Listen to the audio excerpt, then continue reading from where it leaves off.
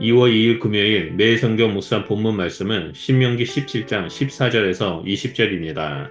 오늘 묵상 말씀에서는 왕의 규례를, 왕의 자격과 왕의 금기, 왕의 의무 세 가지를 설명합니다.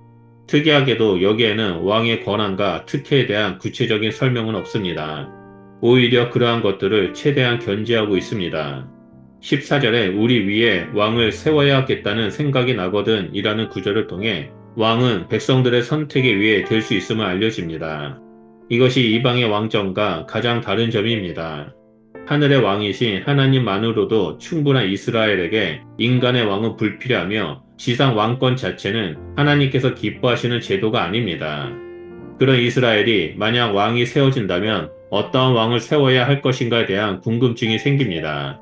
먼저 본문은 땅을 차지하고 거주할 상황을 염두에 두고 서술한다는 점에서 공직자 법은 가나안 땅에서 시간이 지난 이후에 실현된 모습임을 보여줍니다.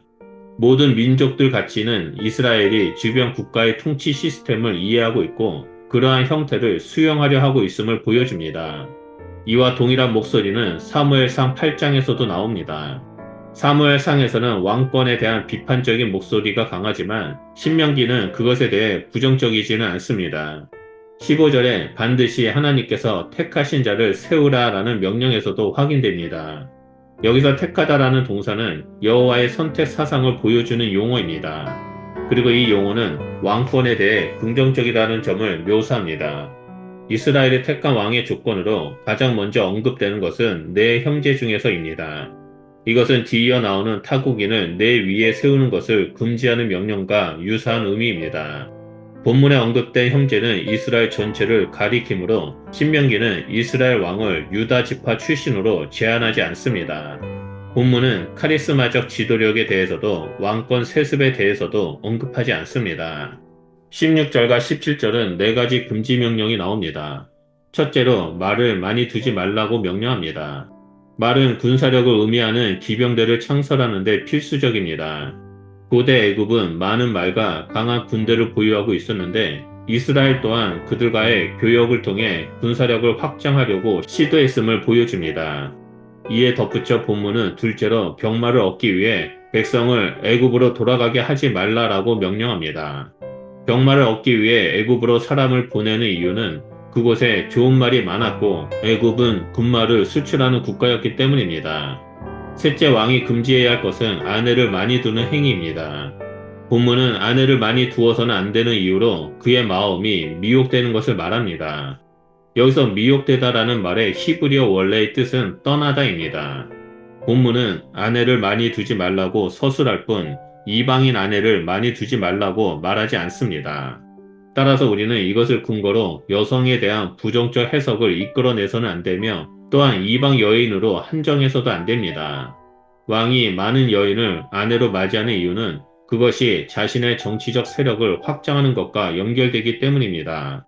왕은 혼인 정책을 통해 주변의 왕족 또는 지방 귀족과 혈연 관계를 맺기도 했으며 이러한 행위는 자신의 왕권을 견고히 하기 위해서였습니다.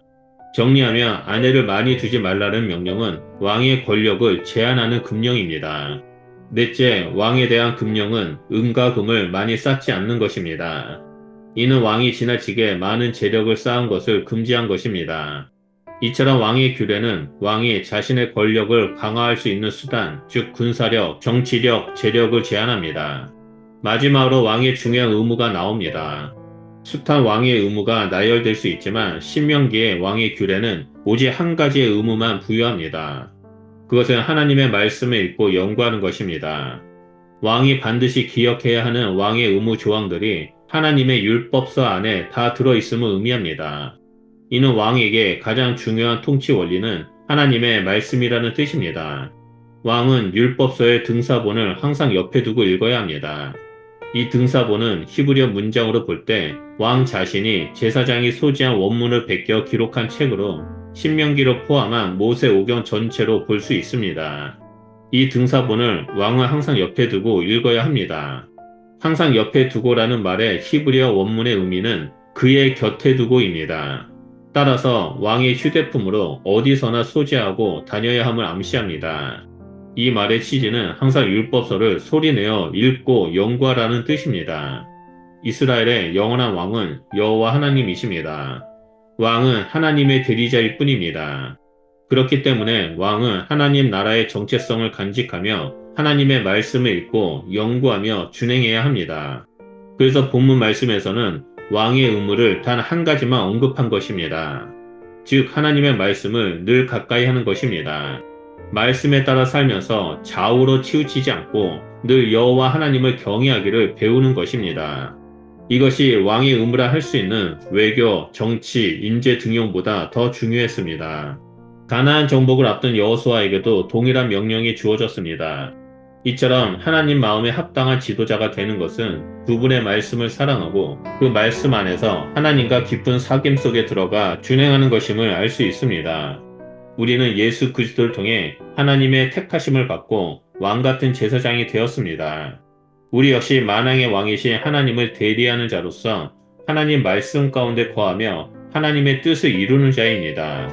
그러므로 오늘 하루도 하나님의 말씀을 기억하며 말씀에 따라 순종하며 나아가는 존귀한 성도님들이 되시기를 축복합니다. 기도하겠습니다.